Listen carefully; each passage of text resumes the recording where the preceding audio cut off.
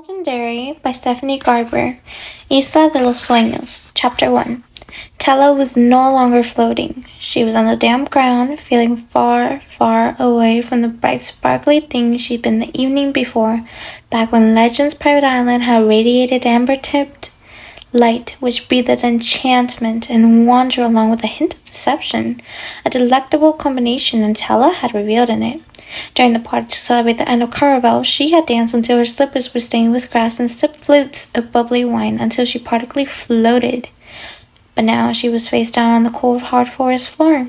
Not daring to open her eyes, she ground and brushed bits of nature from her hair, wishing some of the other remnants from last night could be so easily swept away. Everything reeked of stale liquor, pine needles, and mistakes. Her skin itched and crawled, and the only thing worse than the spinning of her head was a twisted soreness in her back and neck.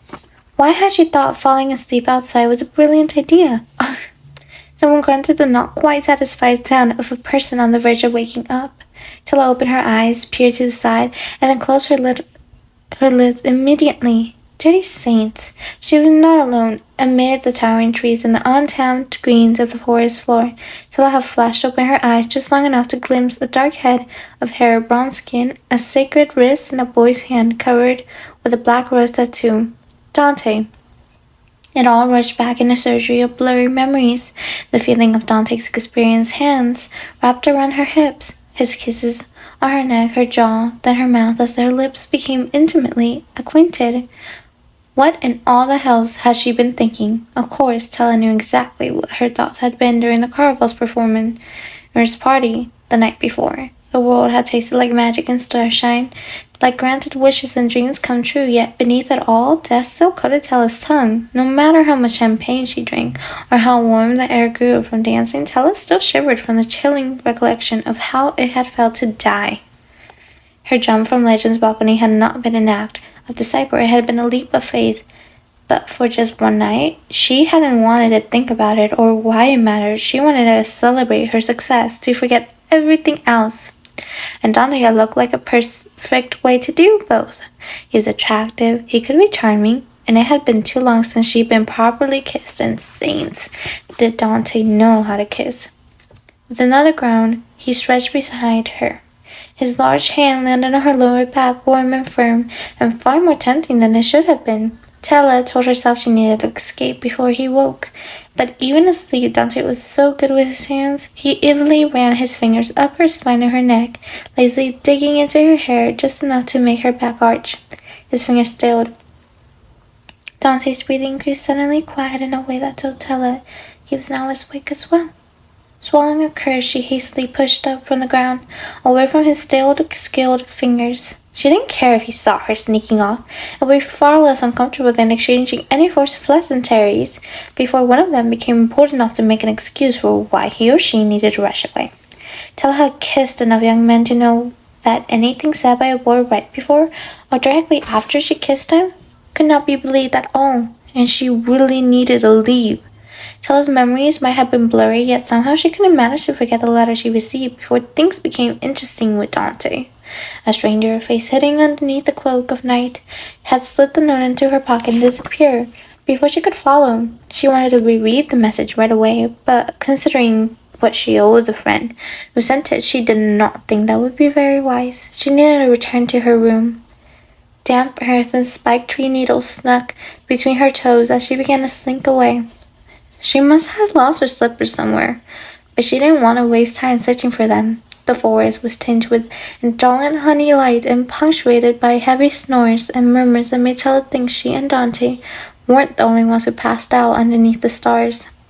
She didn't care if any of them saw her sneaking away from the pretty boy, but she didn't want anyone telling her sister. Dante had been more than a little nasty to Scarlet during Caravel.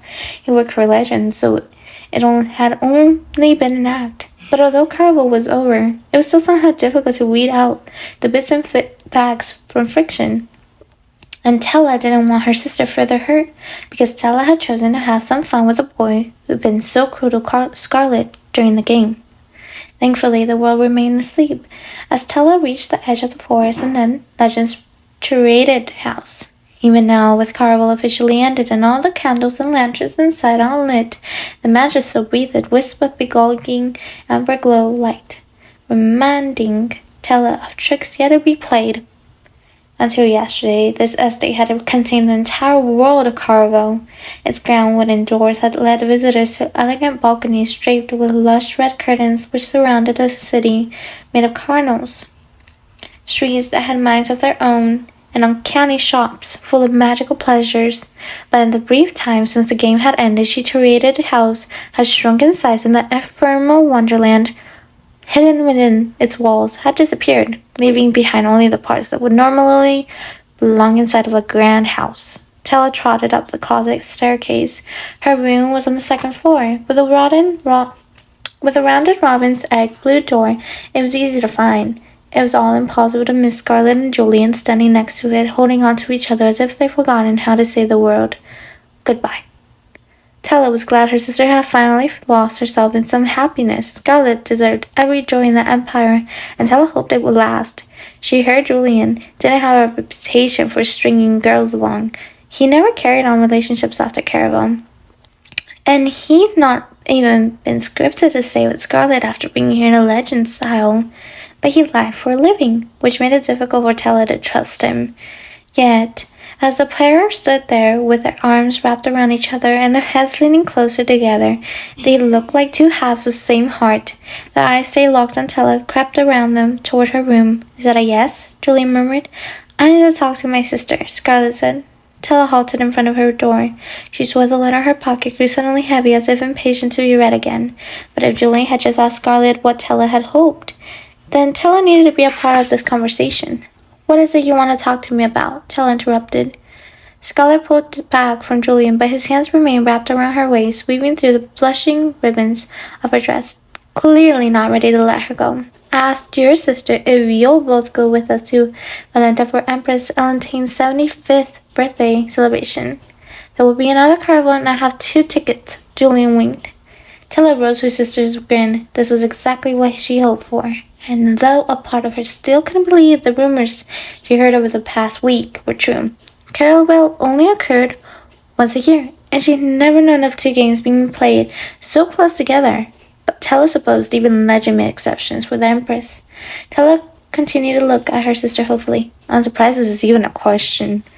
I thought you didn't like Valentine's Day because it always overshadowed your birthday." Tella wobbled her head as she weighed her answer. Her true reasons for wanting to go had little to do with Valentine's birthday, although her sister was correct. For as long as Valentine had been Empress of the Meridian Empire, her birthday had been a holiday.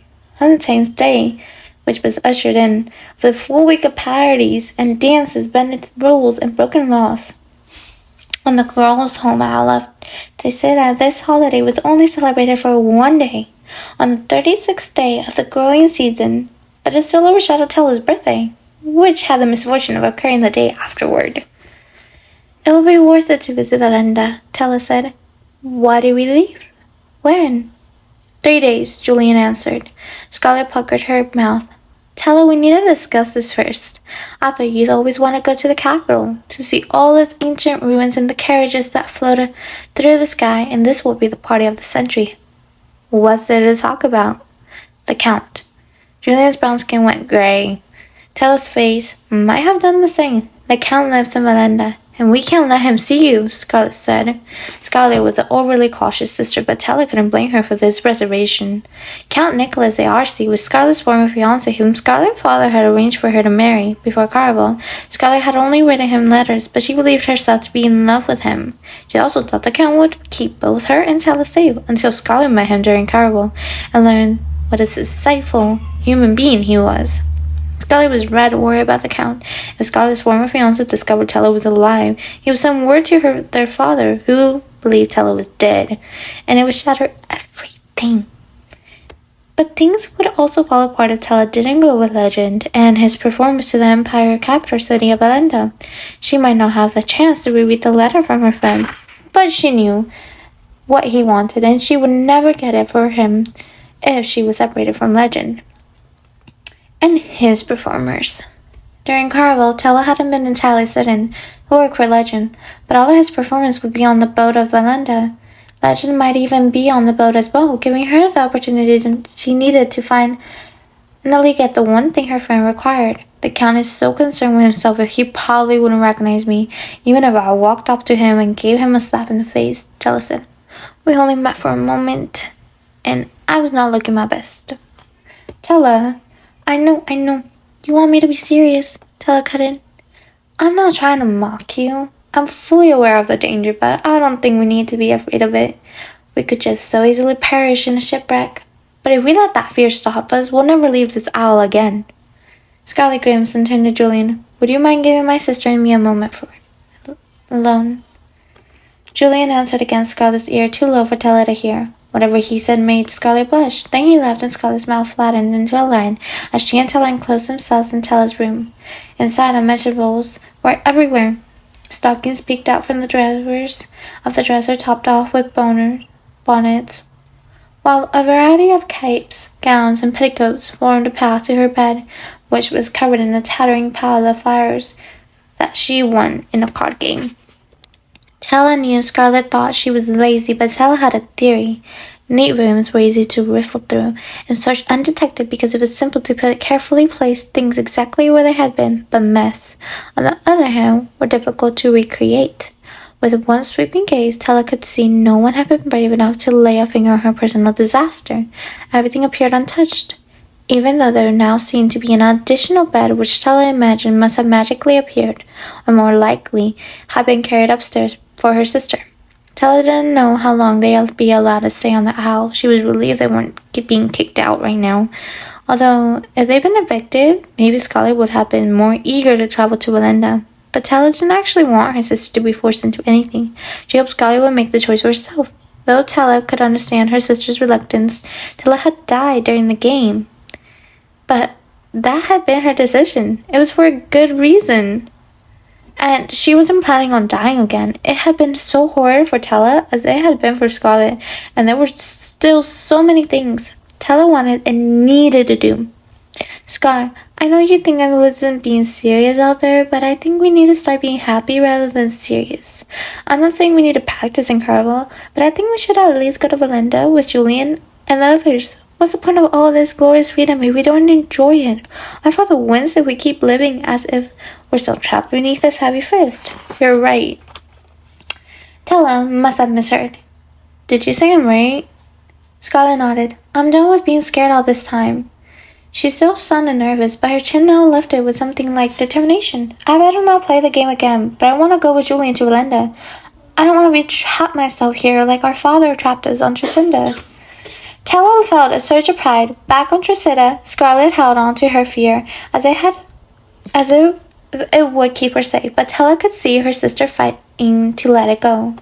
She really had changed during Carnival. You were right last night when you encouraged me to give Julian another chance. I'm glad I went to the party, and I know I will regret it if I didn't go with him, but Scarlet added, if we go to Valenda, you have to promise you'll be careful. I can't lose you again. Don't worry. I swear it. Tella solemnly took her sister's hand and squeezed. I enjoy my freedom way too much to let it go. And while we're in the capital, I'll be sure to wear impossibly bright dresses, so I'll always be impossible to lose. Scarlet's mouth tilted toward a smile. Tella could see her sister trying to battle it, but then it transformed into a melodious laugh. Happiness made Scarlet even prettier. Tella giggled with her until their smiles matched, as if worries were things made for other people. Yet Tella could not forget the letter in her pocket, reminding her of a debt to be paid and a mother who still needed to be saved.